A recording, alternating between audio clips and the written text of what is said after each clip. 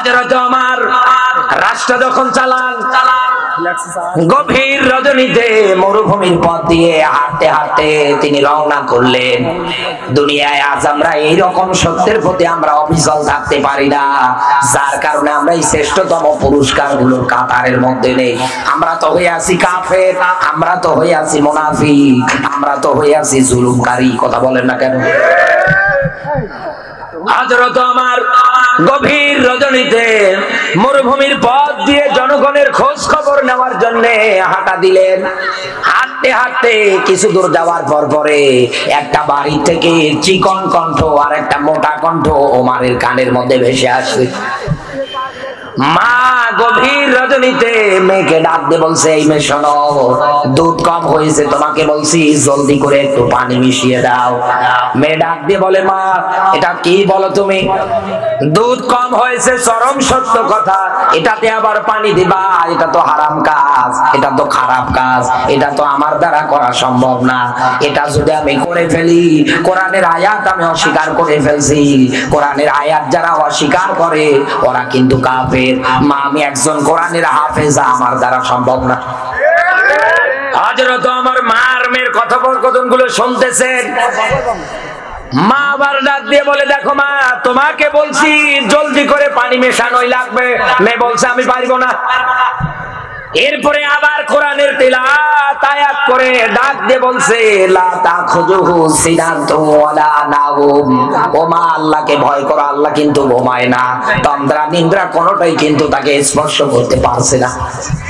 তিনি কিন্তু সব কিছু দেখতেছেন। এত কিছু ব্যাখ্যা দেওয়ার পরেও মেয়ের মা মানছে না, না পানি দেয়াই লাগবে।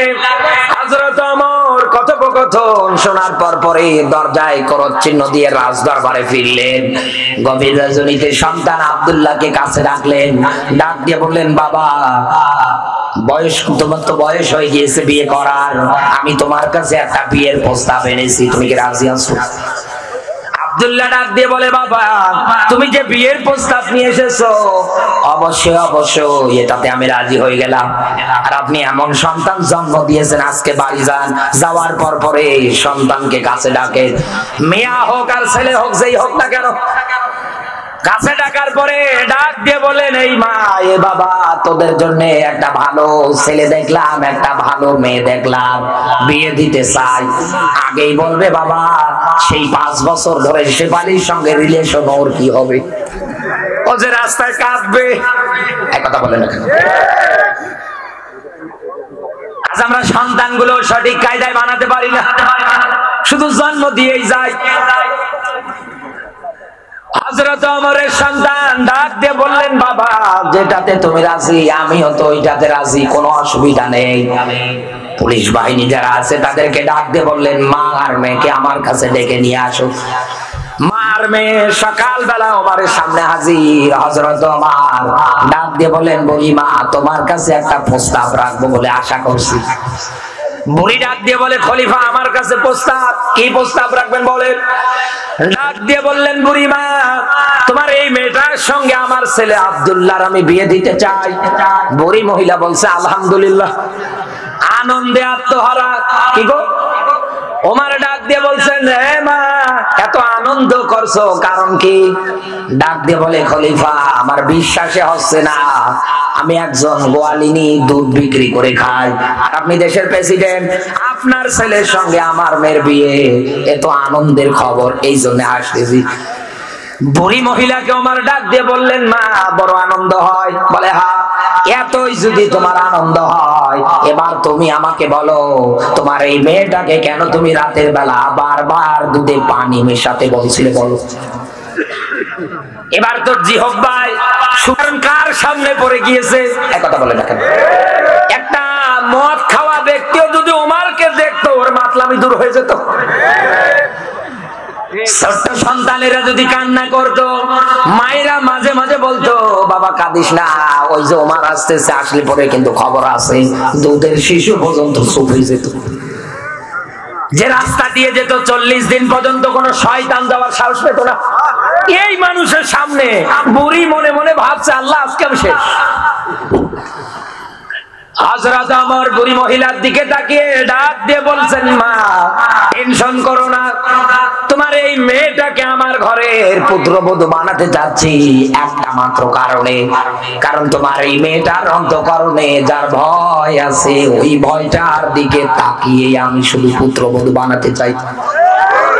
সম্মানিত এখানে যারা মা বাবা বসে আছেন, পিতা বসে আছেন, নবীজির হাদিস, যদি আপনি আপনার সন্তান ছেলেটাকে আপনি বিয়ে দিতে চান, অবশ্যই প্রথম নাম্বারে দেখবেন মেয়েটার সুন্দরী কিনা, 2 নাম্বারে দেখবেন মেয়েটার বংশ পরিচয়, 3 নাম্বারে দেখবেন মেয়েটার সম্পদশালী কিনা, 4 নাম্বারে বিয়ে করার ক্ষেত্রে, বিয়ে দেওয়ার ক্ষেত্রে দেখবেন এই মেয়েটার অন্তঃকরণে আল্লাহর ভয় ভীতি তাকওয়া আছে কিনা।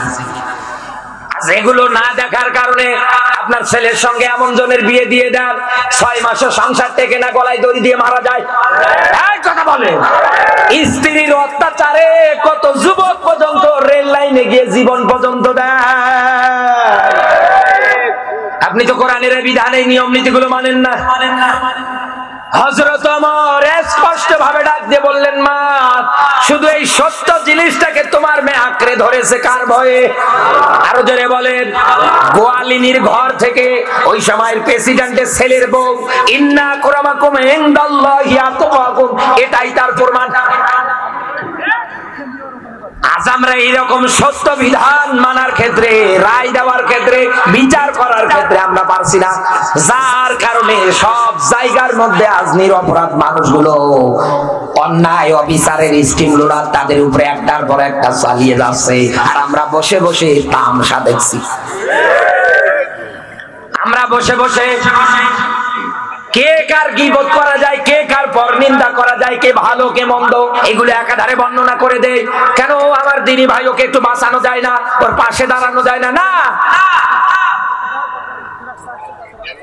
আমার বন্ধুরা জুলুমকারীর কাতারে, সীমা লঙ্ঘনকারীর কাতারে বলতেছিলাম, এই দুনিয়ার ময়দানে 3 নম্বরে যারা বিচার করার ক্ষেত্রে কোরআনের আইন অনুযায়ী রায় দেয় না, ফয়সালা দেয় না, এরা কিন্তু আল্লাহর ভাষায় কাফের, আর এদের বন্ধু কিন্তু শয়তান। তার মানে এরা তাগুতি নিয়ম নীতির উপরেই প্রতিষ্ঠিত হয়ে আছে। 4 নাম্বার পয়েন্টটা বলছি, এটা আমাদের সমাজে সবচাইতে বেশি জরুরি। এই সমাজের মধ্যে সবচাইতে জরুরি 4 নাম্বার যে পয়েন্ট, সেটা হচ্ছে গণক জাদুকর। একথা বলে না কেন? গণক জাদুকরে দেশে নেই। রাস্তায় যান, গিয়ে দেখবেন কত জায়গায় পোস্টার মেরে দিয়েছে, স্বামী স্ত্রীর অমিল, প্রেম ভালোবাসায় ব্যর্থতা। একথা বলে না কেন? একাধারে এইরকম হাজারো পোস্টার হাজারো জায়গায় সুন্দর করে দেখবেন লাগিয়ে লাগিয়ে দিয়ে দিয়েছে। লোকজন না বোঝার কারণে তাদের কাছে চলে যায়, আস্তে আস্তে করে তারা ঈমান হারা হয়ে যায়। এদের কাছে যে যাওয়া যাবে না, এদের কাছে যারা যায় ওরা শয়তানি নিয়ম নীতিটাকে মেনে নেয়। এই ব্যাপারে আমার আল্লাহ সূরা আনামের 59 নাম্বার আয়াতে সুন্দর করে ব্যাখ্যা করেছে। আমরা আজকের পর থেকে ক্লিয়ার হয়ে গেলাম, কোন মানুষ আর ওই জায়গায় আমরা যাব। আর সরে বলেন, যদি যান আপনি কিন্তু ঈমান হারা হয়ে যাবেন, কোনদিন আপনি আর ঈমান পাবেন না। এরপর পরে তালিকায় আছে তারা এই দুনিয়ার ময়দানে পীর ফকির সন্ন্যাসী বিভিন্ন জায়গায় পাওয়া যায়। এই কথা বলে না কেন? এবার একটা কোরআনের ছোট্ট তথ্য বলছি, ভালো করে বোঝেন। আল্লাহ পাক বলেন, ওয়ালা তাত্তাবিউ মিন দুনিহি আউলিয়া কলিলাম মা তাযাক্কারুন। ওয়ালা, এই ওয়ালা শব্দটা কোরআনের যত জায়গায় দেখবেন, ওয়ালা তাকরাবা হাযিহিস সাজারা, এরকম আয়াত আছে না? এরকম কোরআনের যত জায়গায় আপনি ওয়ালা শব্দ পাবেন, তত জায়গায় আল্লাহ নিজে ধমক দিয়ে বলছেন, খবরদার। কথাকার আল্লাহ বলেন, খবরদার, যাস না, অনুসরণ করিস না। এই দুনিয়ার ময়দানে যারা মাজার তৈরি করে তাদের ব্যবসাটাকে জমজমাট করার জন্য বিভিন্ন জায়গায় বিভিন্ন আসর বিভিন্ন নিয়ম নীতি তৈরি করে নিয়েছে। কারণ ওরা ভালো করে জানে এই দুনিয়ার ময়দানে যদি বাঁচতে হয়, পেট যদি ভুঁড়ি বাড়াতে হয়, এরকম মাজার বানানো লাগবে। ঈমান হারা হয়ে যায় মানুষ। শাহজালাল যত এরকম হক্কানি পীর আছে, একজন কি বলে গিয়েছে আমি মরার পরে মাজার বানাও? এই বলেন না কেন? জান কোন কারণে? একজনও তো বলেনি যে আমি মারা গেলে পরে এই জমিনের ময়দানে আমাকে কবর দিয়ে তোমরা মাজার বানাও, করে ব্যবসা করে খাও। একজনও তো বলেনি। বরং তাদের এক হাতে ছিল আল্লাহর কোরআন, ঘোষণা দিয়েছিল ইবাদত হবে আল্লাহর, আর তাগুত বর্জন করা লাগবে। এটাই তাদের মূল হাতিয়ার। গরু ছাগল নিয়ে যাওয়া লাগবে, বউ নিয়ে যাওয়া লাগবে খেদমতের জন্য, এ নিয়ে যাওয়া লাগবে, ও নিয়ে যাওয়া লাগবে, হাতিয়া তহফা টাকা পয়সা নিয়ে যাবে। কে বলেছে আপনাকে? আল্লাহ পাক বলেন আমার আফসোস হয় আমি নিষেধ করলাম অনুসরণ করার ক্ষেত্রে, তারপরেও স্বল্প সংখ্যক মানুষ দেখি আমার এই ব্যাখ্যা, আমার এই ওয়াজ, আমার এই বয়ান মেনে নেয়, আর অধিকাংশ মানুষগুলো ওই জায়গায় গিয়ে ঈমান হারা হয়ে যায়। ছোটবেলায় একটা আমার মা গল্প বলতো। এক এলাকায় এক পীর সাহেব আছে, এক মুরিদের বাড়িতে দাওয়াত খেতে গিয়ে মুরিদ স্ত্রীকে ডাক দিয়ে বলে, স্ত্রী বড় পীর তরি তরকারি যা আছে সুন্দর করে দিয়ে দাও। স্ত্রী চিন্তা করছে বড় পীর আজকে একটু পরীক্ষা করে দেখা যাক কেমন বড় পীর। একদিন তুমি না এসে বললে আমার বাবা এই জায়গা থেকে খানায় খাবার মধ্যে মুরগি উঠলে ওটা খেয়ে দিয়ে দেয়, আমি আজকে দেখবো তোমার বাবা কত বড় পীর। মনে মনে চিন্তা করছে। প্লেটে ভাত দিয়ে ভিতরে ডিম সিদ্ধ করে সুন্দর করে দিয়েছে। দেওয়ার পরে খাবারের দুইটা প্লেট পীর আর মুরিদের সামনে নিয়ে গিয়ে হাজির করে দিয়েছে। অনেকক্ষণ যাবত বসে আছে, তরকারি দিচ্ছে না। পীর সাহেব বারবার খোঁচাচ্ছে, কি মুরিদ তরকারি দিচ্ছ না, শুধু ভাত খাওয়া যায়? মুরিদ উঠে যাওয়ার পরে স্ত্রী ডাক দিয়ে বলে, স্ত্রী তরকারি কই, আমার বাবা কি ভাত খাবে না? স্ত্রী ঝাঁটা হাতে নিয়ে গিয়ে সে ডাক দিয়ে বলে, তুমি পীর এই জায়গায় বসে মাঝে মাঝে বলো খানায় খাবার চত্বরের মুরগি উঠলে তুমি তাড়িয়ে দাও, আর তোমার ভাতের নিচে সিদ্ধ ডিমও দেখতে পারো না। তোমার পীরগিরি আজকে বের করছি।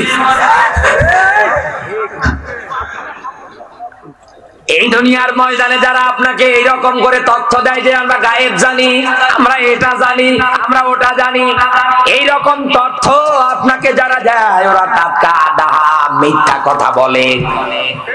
মিথ্যা কথা যে বলে তার দলিল কোথায়? আল্লাহ পাক বলেন 5টা জিনিস আমি আল্লাহ জানি, তাছাড়া আর কেউ জানে না। জানে কে?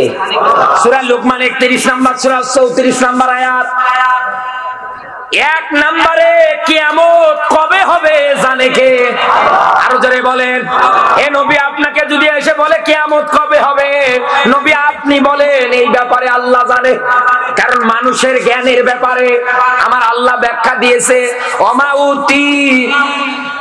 ওমা উতিতুম মিনাল ইলমি ইল্লা কলিলা। মানুষের জ্ঞান অধিক স্বল্প। ব্যাখ্যাকার সাহাবীরা শোনার পরে ডাক দিয়ে বলে, হে নবী জ্ঞান আবার স্বল্প, আল্লাহ এত কম পরিমাণ জ্ঞান বলতে কি বোঝালেন? নবীজি ডাক দিয়ে বলেন, সাহাবীরা বড় সমুদ্রের মাঝে ছোট্ট একটা পাখি যদি পানি ওঠাতে যায় তার ঠোঁট দিয়ে, সে কি পরিপূর্ণভাবে ঠোঁট ভর্তি করে পানি ওঠাতে পারছে? সাহাবীরা এক বাক্যে বলে, হুজুর না, অনুপরিমাণ পানি হয়তো তারা ওঠাতে পারবে।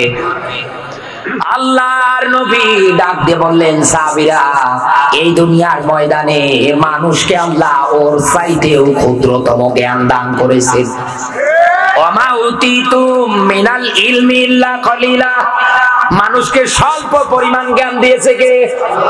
5টা জিনিসের 1 নম্বরে, হে নবী যদি বলে কিয়ামত হবে কবে, বলেন এই ব্যাপারে আল্লাহ ভালো জানে। দুই নম্বরে, হে নবী, এই দুনিয়ার ময়দানে বৃষ্টি হবে কবে, কখন, কোন জায়গায়, কোন পরিস্থিতিতে ঝড় বৃষ্টি হবে জানে কে? তিন নম্বরে, মায়ের পেটের ভিতরে কি আছে, লেডিস না জন্ডিস জানে কে? দেশে আজ অধিকাংশ ডাক্তার বলে দেয়। যুবক মানুষ বিয়ে করার পরে বউ নিয়ে যায় ডায়াগনস্টিক সেন্টারে, কথা বলে না কেন? কোন কুকুরকে কোনদিন কি দেখেছেন গিয়ে বলেছে আমার পেটটা একটু দেখো তো, লেডিস না জন্ডিস? ওদের 5টা 6টা করে দেয়। সম্মানিত মায়েরা যারা আছেন, একটা কুকুরের ভরসা আল্লাহর প্রতি যদি এত বেশি থাকে, আপনি না আশরাফুল মাখলুকাত দাবি করেন? আমরা এতদিন যাবত ভুল একটা ব্যাখ্যা শুনে আসছিলাম, সৃষ্টির মধ্যে সবাইকে আমরা একাধারে আশরাফুল মাখলুকাত, সৃষ্টির সেরা জীব মানুষ বলে চালিয়ে দেই। সূরা বাইয়িনের আয়াত পড়েন। এই জন্য তো আল্লাহ বলেন আফালা ইয়াতাদাব্বারুনাল কোরআন। কি হলো, তুই কেন কোরআন নিয়ে গবেষণা করিস না? তোর অন্তরে কি তালা ধরলো, মরিচা পড়লো? এ কথা কার? আরো জোরে বলেন, কথা কার? আল্লাহ এই জন্য আপনাকে কোরআন নিয়ে গবেষণা করতে বলেছে। তুই মানুষ বলে যে সৃষ্টির যে রাজি না, তোর বিবেক থাকার পরেও যদি আমার প্রতি ভরসা করতে না পারিস, তোর চোখ দিয়ে নিদর্শন দেখার পরেও যদি তুই আমার উপরে ভরসা করতে না পারিস, তোর কান দিয়ে কর্ণকর দিয়ে শোনার পরেও যদি এই জমিনে তুই আমার প্রতি ভরসা করতে না পারিস, আল্লাহ পাক বলেন উলাইকা কাল আনআম বাল হুম আদল। তুই তো 4 পাওলা জানোয়ারের চাইতেও খারাপ। 4 পাওলা জানোয়ার কুকুর না? এক কথা বলে না কেন? আল্লাহ বলেন ওই কুকুরের চাইতেও তুই খারাপ। খুব ভালো শোনা যায়। মানুষের চলার ক্ষেত্রে, মানুষের নিয়ম নীতি বিধান আইন কানুনের ক্ষেত্রে মানুষ দেখে না কত নিচে নেমে গিয়েছে। পেটে সন্তান আসলে দৌড়াচ্ছে ডায়াগনস্টিক সেন্টারে 8-10 বার করে। এক কথা বলেন না কেন? সম্মানিত মায়েরা যারা আছেন, আমি আহ্বান করে যাচ্ছি, আমার আজকের আলোচনার সাবজেক্টে কিন্তু আপনাদেরকে নিয়েই। আমি যা আয়াত পড়েছি আপনাদের বিষয়ে আজকে আমার ওয়াজ। আমি সামনে এগিয়ে যাচ্ছি ইনশাআল্লাহ। আল্লাহ যেন আমাকে হক কথা বলার তৌফিক দেয়, আপনাদের যেন ধৈর্য দেয়, বলেন আমিন। 3 নাম্বার পয়েন্ট, মায়ের গর্ভে কি আছে জানে কে? আর যারা বলে ছেলে দেওয়ারও মালিক আল্লাহ, মেয়ে দেওয়ারও মালিক আল্লাহ। আল্লাহ পাক বলেন কাউকে আমি ছেলে দেই, কাউকে মেয়ে দেই, আবার কাউকে কিছুই দেই না, বন্ধ করে রেখে দেই। এই ক্ষমতা কার? এই ক্ষমতা কার? 4 নাম্বারে, এই দুনিয়ার ময়দানে মালিক জানে আগামীকাল কোথায় কি অর্জন হবে, আগামীকাল কোথায় কি অর্জন করতে পারবে, আগামীকাল কি হবে জানে কে? আরো জোরে বলেন। এরপর পরে 5 নাম্বারে, মরণ আপনার কখন কোন জায়গায় হবে একমাত্র জানে কে?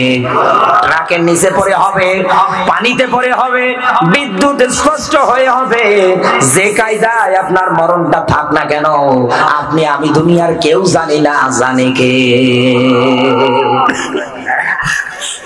এই দুনিয়ার ময়দানে এরকম 5 প্রকার মানুষ, তারা সীমা লঙ্ঘনকারীর কাতারে। এই দুনিয়ার ময়দানে তারা শয়তানি নিয়ম নীতিটাকে প্রমোট করে যাচ্ছে, একাধারে তারা মেনে যাচ্ছে। আমার আল্লাহ এবার তাদের ব্যাপারে সুন্দর করে ব্যাখ্যা দিয়েছেন। আল্লাহ পাক বলেন শয়তান তো তাদেরকে হেদায়েতের পথ থেকে জুলুমাতের পথের দিকে ধাবিত করে ফেলবে, শয়তান তো তাদেরকে জুলুমাতের পথের দিকেই নিয়ে যাবে। আল্লাহ পাক বলেন উলাইকা আসহাবুন নার হুম ফিহা খালিদুন।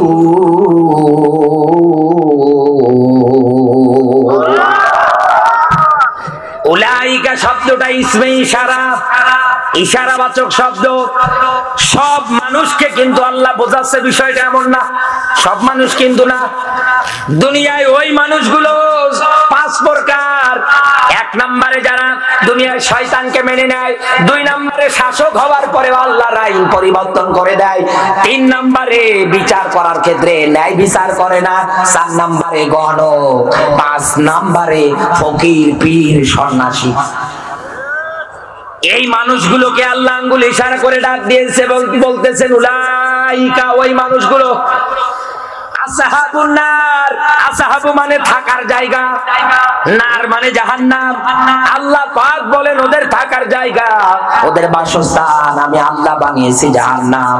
হুম ফিহা খালিদুন, ওই জায়গার মধ্যে ওরা চিরকাল থাকবে। কথা কার? আরো জোরে বলেন। চিরকাল ধরে আপনাকে ওই জায়গার মধ্যেই রাখবে। চুয়াডাঙ্গার মুসলমানেরা একটা বারের জন্য নিজের বিবেকটাকে জাগ্রত করেন তো, দুনিয়ার কোন মানুষ যদি চিরকাল জাহান্নামের আসামির কাতারবদ্ধ হয়ে যায়, চিরকাল ধরে কোন মানুষ যদি জাহান্নামের মধ্যে থেকে যায়, ওর অবস্থাটা আল্লাহ কি বানাবে? এই জন্যই তো আল্লাহ আপনাকে ডাক দিয়ে বলছে কদ্দামাত লিগত তাকুল্লাহ ইন্নাল্লাহা খাবীরুম বিমা তা'মালুন। বান্দা তোকে আমি বলছি তুই আমাকে ভয় কর, আর আগামী কালকের জন্য কি জোগাড় করিস তুই চিন্তা ভাবনা কর।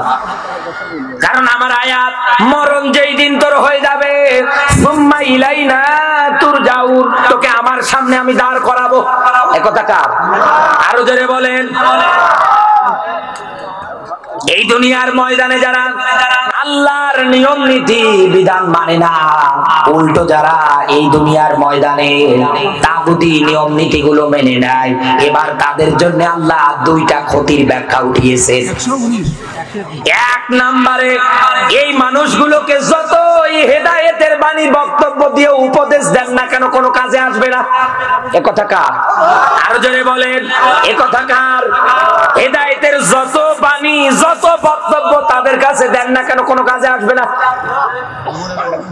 আল্লাহ পাক বলেন ইন্নাল্লাযীনা কাফারু সাওয়াউন আলাইহিম আ'আনযারতাহুম আম লাম তুনযিরহুম লা ইউমিনুন।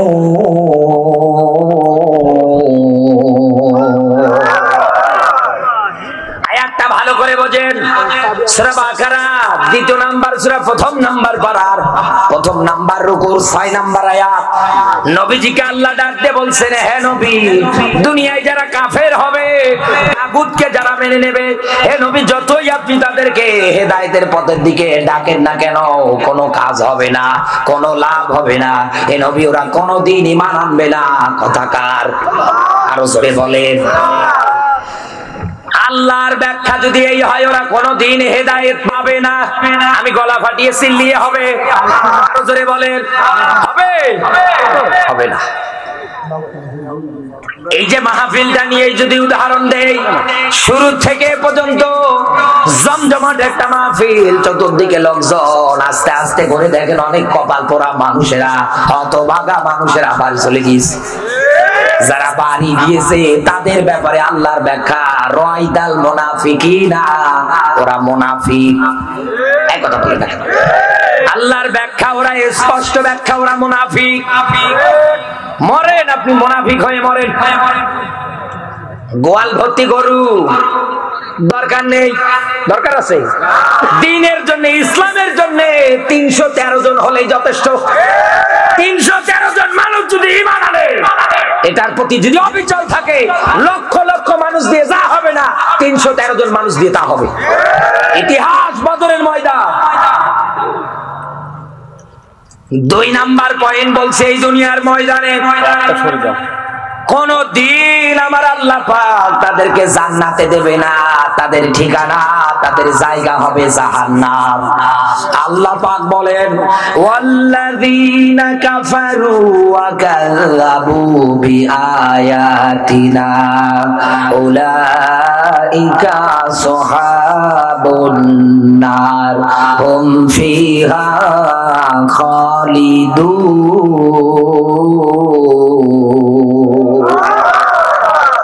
সূরা বাকারার ৩৯ নম্বর আয়াত।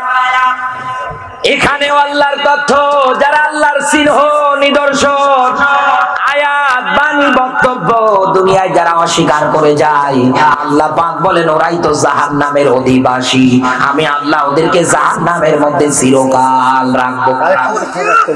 এই দুনিয়ার ময়দানে এই আয়াত, এই ব্যাখ্যা, এই বিশ্লেষণ আপনার জীবনের সঙ্গে যদি 100 মিলে যায়, আপনি যদি এই আয়াতের কাতার বন্দী হয়ে যান, আপনি যদি আয়াতের মধ্যে পড়ে যান, আমি আপনাকে ডেকে গেলাম মহব্বত করে, আদর ভালোবাসা দিয়ে আমি ডাকলাম, আজকের পর থেকে তাওবা করে আল্লাহর রাস্তায় আপনি ফিরে আসেন।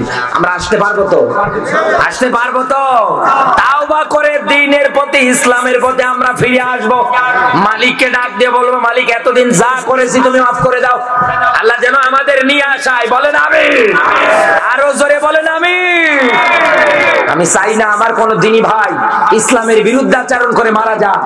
আমি চাই না আমার কোন দিনী ভাই ইসলামের বিরুদ্ধে জীবন যাপন করে, দিন যাপন করে মারা যাক। আমি চাই আমার দিনী ভাই যেন উদখুলু ফি সিলমি কাফা, এই আয়াত অনুযায়ী পরিপূর্ণভাবে ইসলাম মানার ক্ষেত্রে, ইসলামী নিয়ম নীতি প্রতিষ্ঠার ক্ষেত্রে অংশগ্রহণের পাশাপাশি সে যেন এই জমিনের ময়দানে টিকে থাকে। কথা বলেন না কেন? আমি আপনাকে ছোট্ট একটা উদাহরণ দিয়ে আমার তেলাওয়াতকৃত আয়াতের দিকে যাচ্ছে। ছোট্ট একটা উদাহরণ। আমি স্টেজে আসার আগে আমার বারবার বলছে, হুজুর কাহিনী শোনে এলাকার লোক, আমি কাহিনী বলতে পারি না।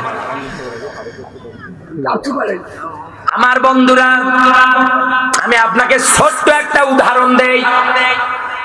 এই যে এই ভাই মনে করেন ইনি এখন বসে আছেন, নভেম্বর মাসে যেরকম শীত ছিল ওই সময়ের মধ্যে ভাই মনে করেন বাড়ি গিয়েছে প্রায় 12টার দিকে, এক মাহফিল থেকে শেষ করে মোনাজাত করার পরে বাড়ি চলে গিয়েছে।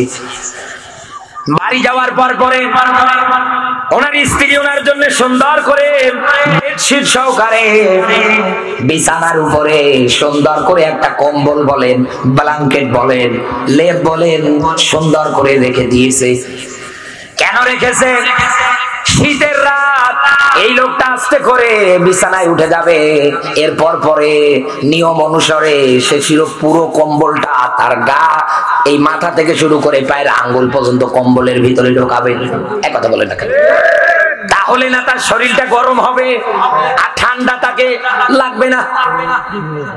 কিন্তু এই ভাই মনে করে যদি হাঁটু পর্যন্ত কম্বল আর লেপটা টেনে দেয়, এরপরে যদি বলে পায়ের দিক গরম হলে এই দিক গরম হবে, সম্ভব হবে? হবে। তাই ওনাকে ঠান্ডা লাগবে, শীত লাগবে।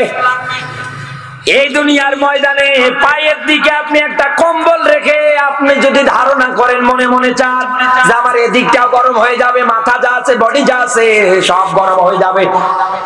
এই দুনিয়ায় আজ অনেক মানুষ এই রকম ইসলামের আংশিক মানে আর আংশিক মানে না। ও শুধু খাবার শেষে মিষ্টি খাওয়া সুন্নাত, তার মানে নলি পর্যন্ত খাবে, এরপরে আরো খাবার চাই। একাধারে খেয়ে খেয়ে এই জমিনের ময়দানে শান্তি তালাশ করে বেড়াবে যে আমি শান্তি চাই, আমি শান্তি চাই, অথচ তাগুদি নিয়ম নীতি একাধারে মেনে নেয়। কথা বলে না কেন? কশিন কালেও আপনি তো ইসলাম আংশিক মেনে কোনদিন দুনিয়ায় শান্তি পাবেন না। শান্তি যদি পেতে চান পরিপূর্ণ ইসলাম মেনে তবেই পাওয়া যায়। আল্লাহ যেন আমাদের পরিপূর্ণভাবে দ্বীন আর ইসলামের পথে কবুল করে। জোরে বলুন আমিন। নবীজির প্রতি দরুদ, মানবতার মুক্তির মডেল, মানবতার মহান আদর্শ, মানবতার শিক্ষক নবী শিরোমণি মুহাম্মাদুর রাসূলুল্লাহ সাল্লাল্লাহু আলাইহি ওয়াসাল্লাম।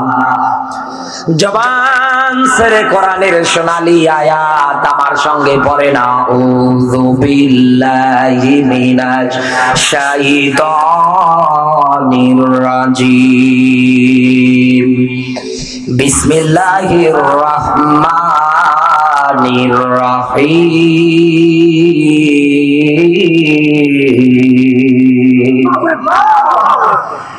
ইন্না কাইদাকুন্না আযীম। বলেন আল্লাহু আকবার। আয়াতটা ভালো করে বাড়ি নিয়ে যাবেন। কু আনফুসাকুম ওয়া আহলিকুম নার, নিজে বাঁচবেন, অধীনস্থ যারা আছে এদেরকেও বাঁচাবেন। বাঁচানোর জন্যই আমি এই আয়াতটা পড়েছি। আমাদের সমাজে এখন সবচাইতে বেশি জরুরি আয়াতটা নিয়ে গবেষণা করা। আমার আজকের আলোচনার সাবজেক্ট সূরা ইউসুফের 28 নম্বর আয়াত থেকে নির্ধারণ করলাম, মেয়েদের চক্রান্ত বড়ই ভয়ঙ্কর। এক কথা বলেন না কেন? মেয়েদের চক্রান্ত বড়ই, আরো জোরে বলেন, বড়ই ভয়ঙ্কর। এই জামানার মধ্যে এখন সব জায়গার ক্ষেত্রে, সব স্থানের ক্ষেত্রে মেয়েরা আছে না নেই? শুধু দুই জায়গায় নেই, এক মসজিদের ইমামতিতে, 2 নম্বরে ফায়ার সার্ভিসের চাকরিতে। এই দুই জায়গার মধ্যে মেয়েদের কর্তৃত্ব নেতৃত্ব চলে না। কারণ মায়েরা আগুন জ্বালাতে পারে, নেভাতে পারে না। আগুন জ্বলে, আরো কেরোসিন ঢালছে। সম্মানিত মায়েরা যারা আছেন, আমি আপনাকে আখিরাতের খোরাক দিয়ে যাচ্ছি। বিশ্ব নবীর কাছে সাহাবী আসার পরে নবীজিকে ডাক দিয়ে বলছেন, হে নবী, মা বাবা বেঁচে আছে আমার, এই বেঁচে থাকাকালীন অবস্থায় হকদার কে বেশি আমার প্রতি? নবীজি বললেন, উম্মুকা, তোমার মা। এরপরে নবীজি আবার বললেন, তোমার মা। এরপরে নবীজি আবার বললেন, তোমার মা। চতুর্থবার নবীজি গিয়ে বাবার ব্যাখ্যা দিলেন। ও মা, ও বোনেরা যারা বসে আছেন, ইসলাম 3 গুণ সম্মান আপনাদের এই হাদিস অনুযায়ী বাড়িয়ে দিয়েছে। এত সম্মান বাড়ানোর পরেও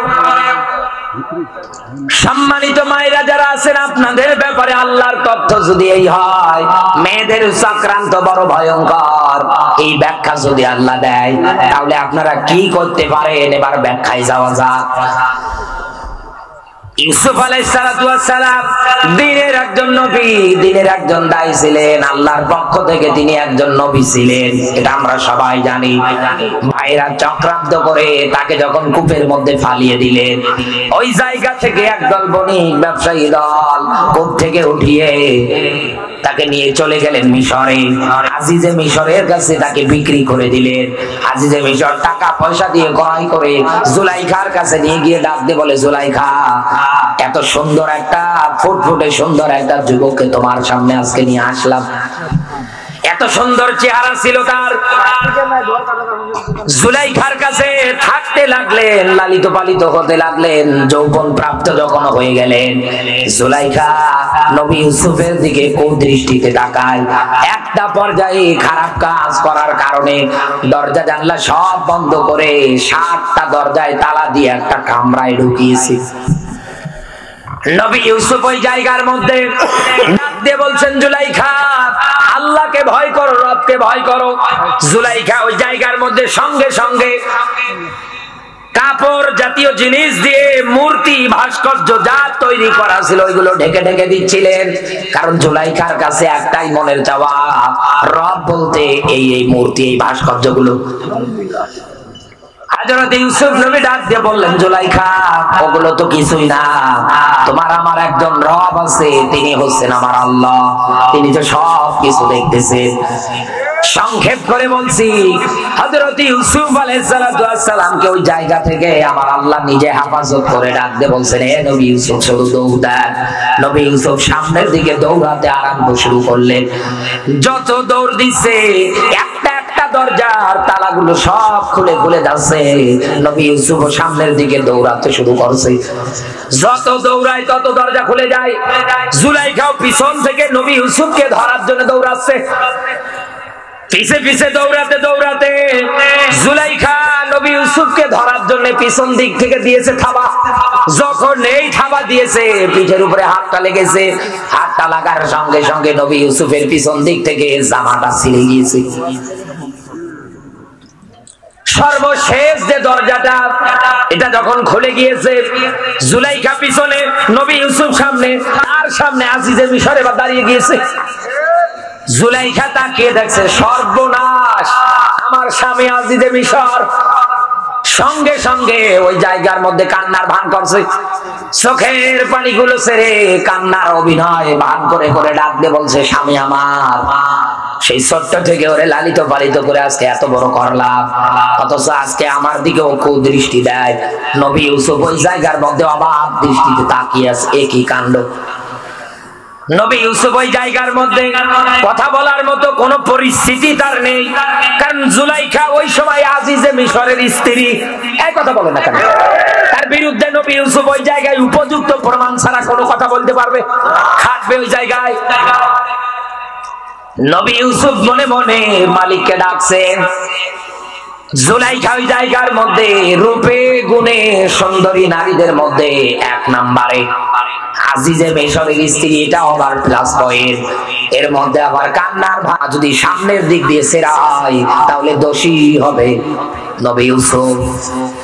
আজিজে মিশর সঙ্গে সঙ্গে নবী ইউসুফের দিকে তাকিয়ে দেখছে, জামাটা তো পিছন দিক দিয়ে সেরা। সঙ্গে সঙ্গে আয়াত এর ব্যাখ্যা যেটা, অনুবাদ যেটা, এটা তার জবাব দিয়ে তিনি বলে ফেললেন, জুলাইখা তোমার রূপে গুণে কান্নায় ছলনায় আমি মগ্ন হয়ে গিয়েছিলাম। আসলে মেয়েদের চক্রান্ত যে এত ভয়ঙ্কর হয় আগে বুঝতাম না।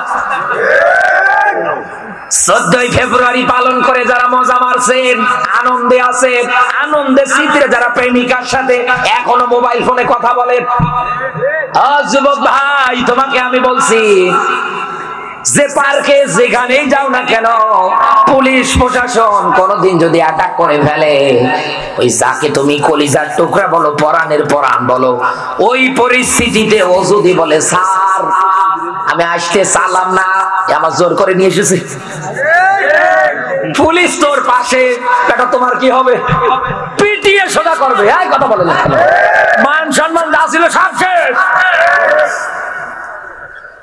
মেয়েদের চক্রান্ত বড়ই ভয়ঙ্কর, আল্লাহ এমনি তথ্য দেয়নি।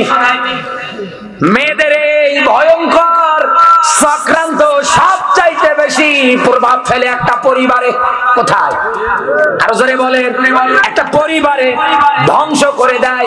ওয়াশিরুহুন্না বিল মারুফ। পরিবারের স্বজন যারা আছে তাদের সঙ্গে আচার ব্যবহার করতে গেলে অবশ্যই ভালো ব্যবহার করা লাগবে। এই দেশের অধিকাংশ বৌমাগুলো শ্বশুর শাশুড়ি যারা আছে তাদেরকে দেখতেই পারে না।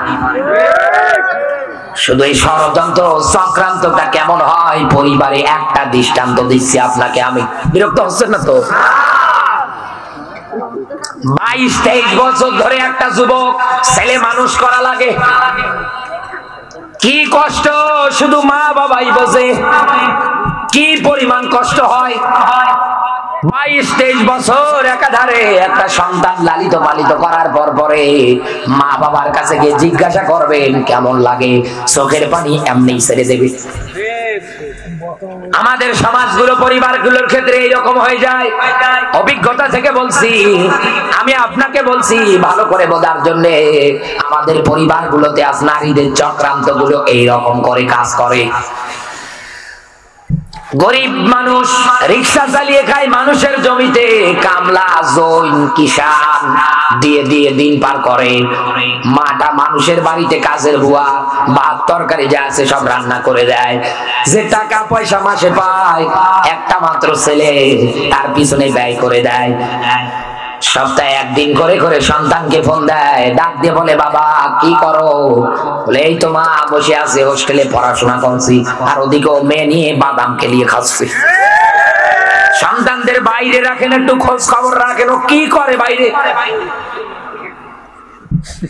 মা বাবা বিশ্বাস করে ডাক দিয়ে বলে বেটা রে টাকা পয়সা কি আছে? বলে হ্যাঁ। কিছুদিন পরে টাকা পয়সা লাগবে, সঙ্গে সঙ্গে টাকা পয়সা পাঠিয়ে দেয়। মা মানুষের বাড়িতে কাজ করে, বাবা মানুষের জমিতে কামলা দিয়ে সন্তানকে এরকম করে অনার্স মাস্টার্স কমপ্লিট করিয়ে ফেলায়। অনার্স মাস্টার্স কমপ্লিট হওয়ার পরে রেজাল্ট যদি ভালো হয়, ভালো একটা চাকরিও পেয়ে যায়। ভালো একটা চাকরি যখন পেয়ে যায়, তখন এই ছেলেটা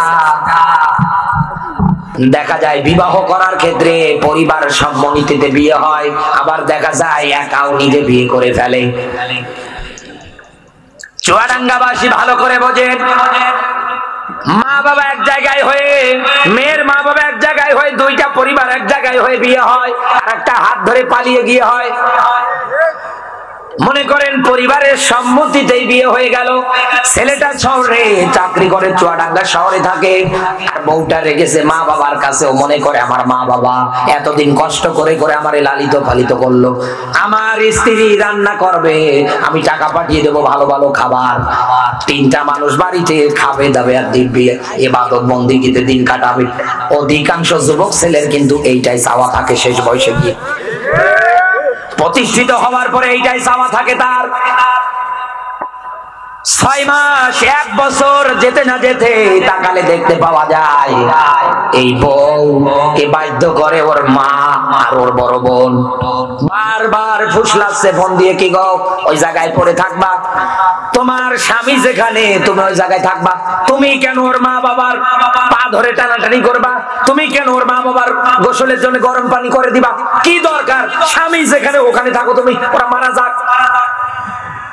মা বোনের এই কুপরামর্শ শোনার পরে মুরগিতে একটু ধান খায় এই নিয়ে ঝগড়া। স্বামীর কাছে ফোন দেয়, ডাক দিয়ে বলে, স্বামী তোমার মাও ভালো না বাবাও ভালো না, আমারে যদি নিয়ে খেতে হয় জলদি করে বাড়ি আসো, আমারে নিয়ে যাও, আমি এই জায়গায় থাকবো না। ছেলে তো বউ পাগলা দেওরা, তাকিয়ে দেখছে সুন্দরী বউ, চামড়াও ফর্সা, একথা বলে ডাকে। বাড়ি আসার পরে মা বাবার মুখের দিকে তাকিয়ে আর একবার বউয়ের মুখের দিকে তাকায় আর চিন্তা করে, এত সুন্দর বউ, আদরের বউ আমার, মা বাবার সঙ্গে নতুন করে আবার ঝগড়া বাঁধিয়ে দেয়। মা বাবার চোখের পানি ফেলে হাউমাউ করে কাঁদে আর ডাক দিয়ে বলে, আল্লাহ এই দিনকে আমার দেখতে হবে। বাধ্য হয়ে মা বাবার সঙ্গে ঝগড়া করে বউয়ের হাত ধরে আস্তে করে শহরে চলে যায়। যাওয়ার পরে ওই জায়গায় দিন পার করতে শুরু করে দেয়। ওর চাকরি আছে, বেতন আছে, টাকা পয়সা ভালো ইনকাম করতে পারে। মা বাবা এদিকে না খেয়ে দিন পার করে যায়, মানুষের দাঁড়ে দাঁড়ে ঘুরতে শুরু করে দেয়। কারো হাতে ভালো খাবার দেখলে বৃদ্ধা বয়সের ভালো মানুষ মুরগি মাংসের খেতে মন চায়, এজন্য পিছে পিছে যায়। এই যে পরিবার 22-23 বছর ধরে মানুষের জমিতে খেটে মা আরেকজনের বাড়িতে ভাত রান্না করে দিয়ে একটা ছেলে মানুষ করলো। অপারেশন থিয়েটারে যখন মা সন্তান জন্ম দেওয়ার জন্য যায়, স্বামীর কানে কানে গিয়ে ডাক দিয়ে বলে, স্বামী এতদিন তোমার ঘর সংসার করলাম, জানি না আমার কপালে কি আছে, বাঁচবো কিনা জানি না। কত মহিলা তো সন্তান জন্ম দিতে গিয়ে মারা যায়, আমিও যদি মারা যাই আমারে মাফ করে দিও। ছোট্ট সন্তান থাকলে কাছে টেনে নিয়ে কপালের মধ্যে চুম্বন করে ডাক দিয়ে বলে, বাবা ভালো থাকিস। মা জীবনের রিস্ক নিয়ে এই সন্তানটাকেই তো দুনিয়ায় আনলো। এত ব্লাড, এত রক্ত খরচ করার পরে সন্তানের মুখের দিকে তাকিয়ে মা জননী সব কষ্টগুলো ভুলে গেল। তরমুজের মতো করে পেটের মধ্যে বহন করে করে নিয়ে নিয়ে বেড়ালো। 2.5 মাস ধরে দুগ্ধ পান করিয়ে মা জননী বড় করলো। খেতে বসতে গিয়ে পোশাক পায়খানা করে দিলে একটা বারের জন্য বিরক্ত বোধ হতো না। এই মা আর এই বাবাকে সামান্য একটা নারীর কারণে চিরদিনের জন্য রেখে যায়, কোনদিন পর্যন্ত খোঁজ খবরও নেয় না। মা বাবা বৃদ্ধা বয়সে মারা যায়, অনেক সন্তান পর্যন্ত মাটি দিতে পর্যন্ত আসে না। আমি নিজে পেয়েছি, আমার জীবনে আমাকে ব্যাখ্যা করে শুনিয়েছে। গাজীপুরের চৌরাস্তা হয়ে পাকুন্দিয়া হয়ে যে কিশোরগঞ্জের রোডটা গিয়েছে, ওই দিক দিয়ে যদি কোনোদিন যান দেখবেন ওই জায়গায় একটা বৃদ্ধাশ্রম আছে, বানিয়ে রেখেছে। ওই বৃদ্ধাশ্রমে আমি নিজে গিয়েছিলাম, ইন্টারনেটে ভিডিও আছে, আমি নিজে ঘুরেছি ওই বৃদ্ধাশ্রমে। যাওয়ার পরে ম্যানেজার আমারে ডাক দিয়ে বলে, ভাই মানিকগঞ্জে একজন ডক্টরের মাকে রেখে গিয়েছিল এই জায়গায়। ডক্টর সাহেব ভালো মানুষ, কি ভালো ব্যবহার, তার কথাবার্তা বলে রেখে গেল। বলে মাসে মাসে টাকা পয়সা সব কিছু পাঠিয়ে দেব।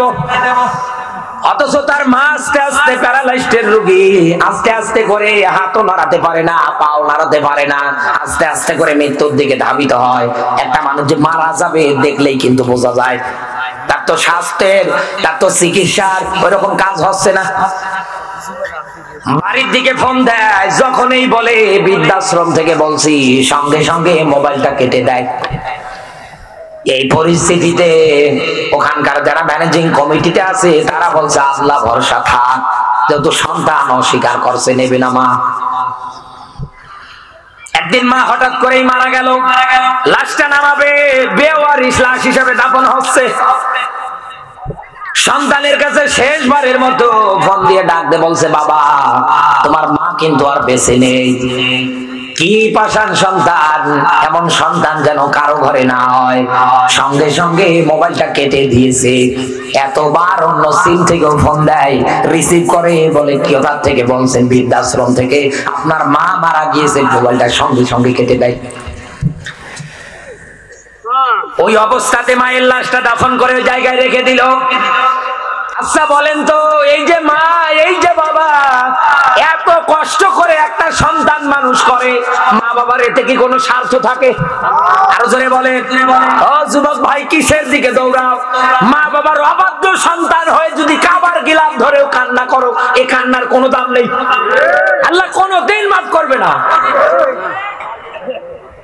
মা বাবার অবাধ্য সন্তান দিন দিন বেড়ে যাচ্ছে। একটা রুকু, একটা সেজদাও কিন্তু কবুল হবে না। এই কথা বলে না কেন? বড় হুজুর নিয়ে গিয়ে বাড়িতে মিলাদ পড়ায়, দোয়া করে, হুজুর দোয়া করেন। আর এদিকে ওর মা, ওর বাবা আলু ভর্তা দিয়ে ভাত খাচ্ছে। এ আপনার মানবতা?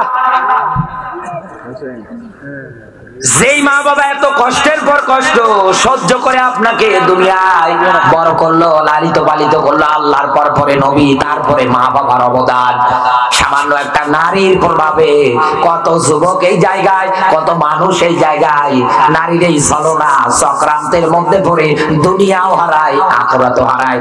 এই জন্যই তো আল্লাহ বলেছে মেয়েদের চক্রান্ত বড়ই ভয়ঙ্কর।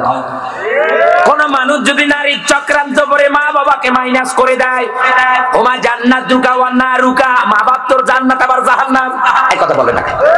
তো জান্নাত তো হারাচ্ছে, ও তো দিন দিন জাহান্নামের পদযাত্রী হচ্ছে। এই জন্য তো আল্লাহ বলছেন মেয়েদের চক্রান্ত ভয়ঙ্কর।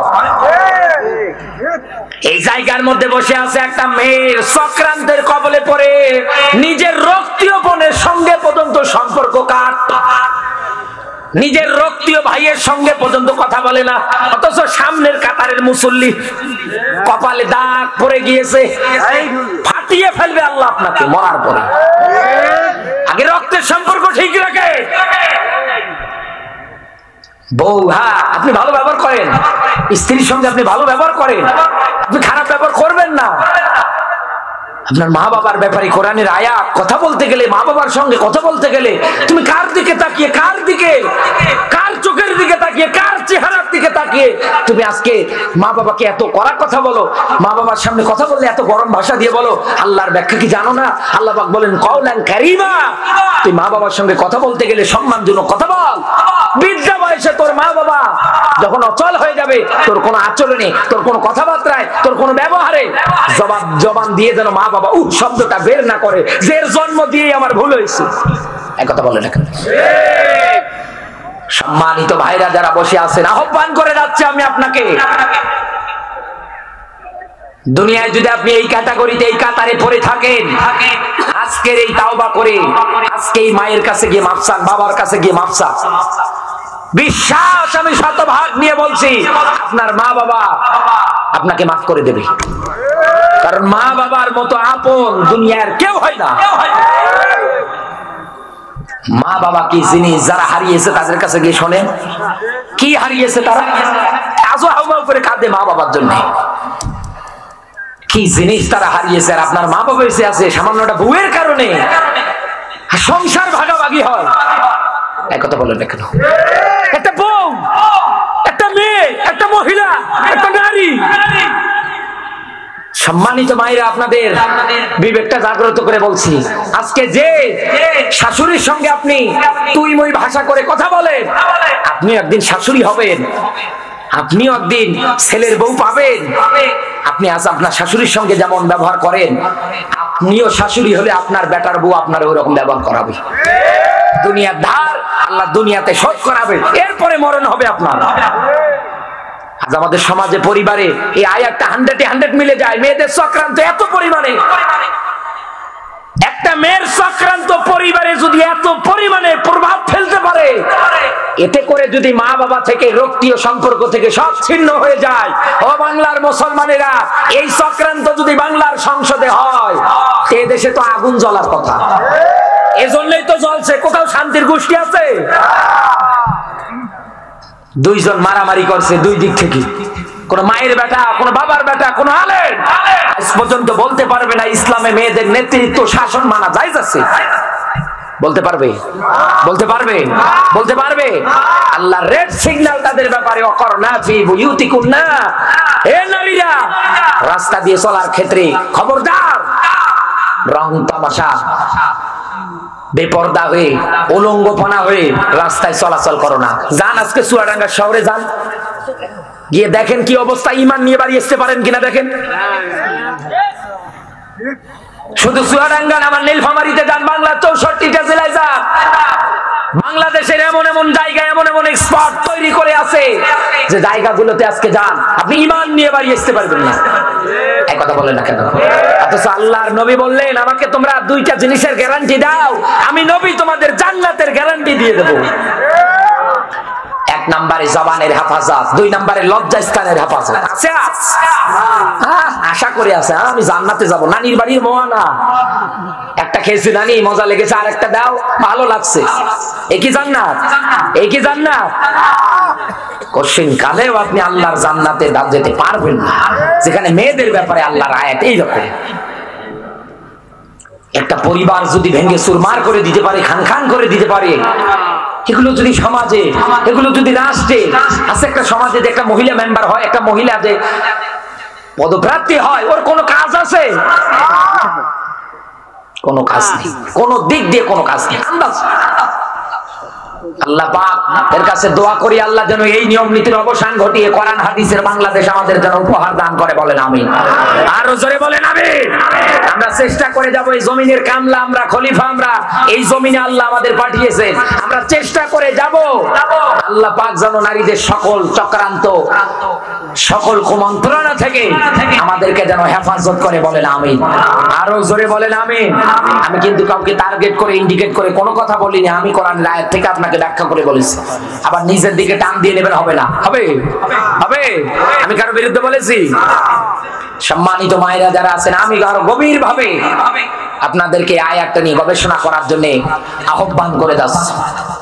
চিন্তা ভাবনা করে জীবনটা চালা, আমি আহ্বান করে গেলাম গভীর ভাবে এই আয়াতের ব্যাখ্যা সুন্দর করে দেখবেন। সূরা ইউসুফের 28 নম্বর আয়াত। এত মর্যাদা, এত কিছু দেওয়ার পরে আল্লাহ আপনাদের ব্যাপারে এই তথ্য দিলেন। আল্লাহ পাক আমার মা বোনগুলোকে দ্বীনের জন্য, ইসলামের জন্য যেন কবুল করে নেয়। জোরে বলুন আমিন। আরো জোরে বলেন আমিন। সম্মানিত মায়েরা যারা আছেন, আপনাদের জন্য 6টা সাজ আল্লাহ হারাম করে দিয়েছে দুনিয়ায়। এদেশের মায়েরা এই 6টা সাজ, সাজুগুজু সবচেয়ে বেশি করে। তার 1 নম্বরে চুলের মধ্যে কেশ ব্যবহার করে। মানুষের মাথার তৈরি করা চুলের কেশ নারীদের জন্য ব্যবহার করা জায়েজ নেই। জায়েজ আছে? জায়েজ আছে? হ্যাঁ, এই আয়াত অনুযায়ী, হাদিস অনুযায়ী আমি যেটা পেয়েছি, সেটা যদি সুতোর হয়, রেশমের হয়, তাহলে ব্যবহার করা যাবে। কিন্তু কেশ যেটা মানুষের চুল দিয়ে তৈরি হয়, এটাই ব্যবহার করা যায় না। এই শ্বাসটা নারীদের জন্য হারাম। 2 নম্বরে মায়েরা যারা এসেছেন, অধিকাংশ নারীরা ভুরু প্লাক করে।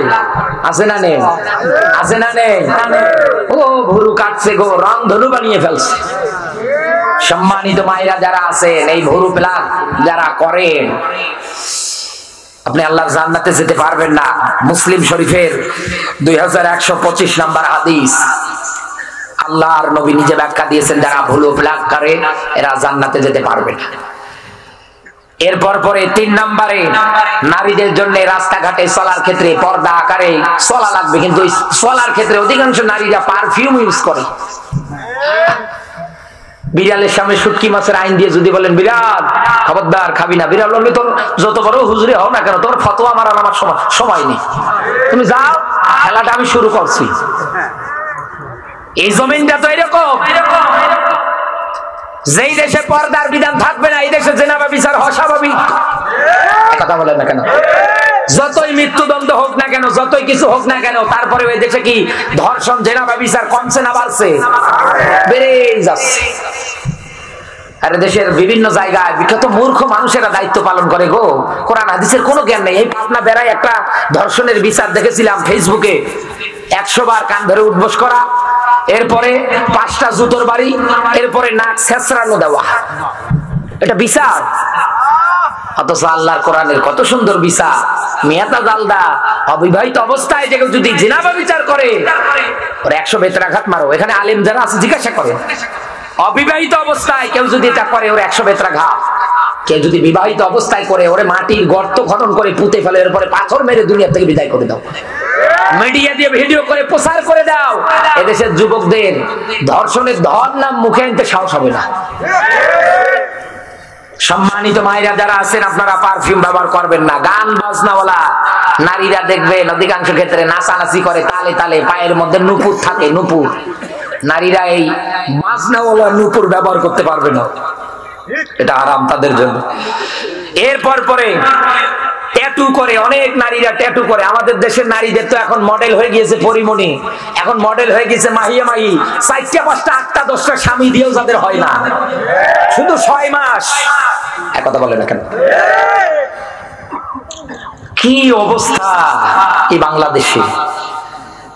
আল্লাহ, আমাদের এই আচরণ, আমাদের এই হালচাল তোমার দেখে যেন রাগ হয়ে না যায়। গভীর রজনী তাহাজ্জুদের সময় তোমার কাছে বলছি মুসাফিরের হালতে আল্লাহ, কারণ তোমার আয়াত আমার জানা আছে, জহরাল ফাসাদু ফিল বাররি ওয়াল বাহরি বিমা কাসাবাত আইদিন নাস। জলে এবং স্থলে যা বিপর্যয় আসে সব মানুষের 2 হাতের কামাই, 2 হাতের কর্মের ফল। আপনারা টেনে নিয়ে আসেন করোনা ভাইরাস, আপনারা টেনে নিয়ে আসেন দুর্যোগ, হাজারো ঘূর্ণিঝড়। এক কথা বলেন না কেন? আমাদের কর্মের ফল এগুলো। 6 নম্বরে মায়েরা যারা আছেন, অধিকাংশ ক্ষেত্রে অনেক মেয়েরা হাতের নখ বড় বড় রাখে। মডার্ন সোসাইটি যুগ পালন করছে, হাতের নখ দেখবেন এমন কায়দায় রাখছে মনে হয় মানুষের তালিকায় পশুর কাতারে আছে। এই 6 প্রকার সাজ নারীদের জন্য হারাম।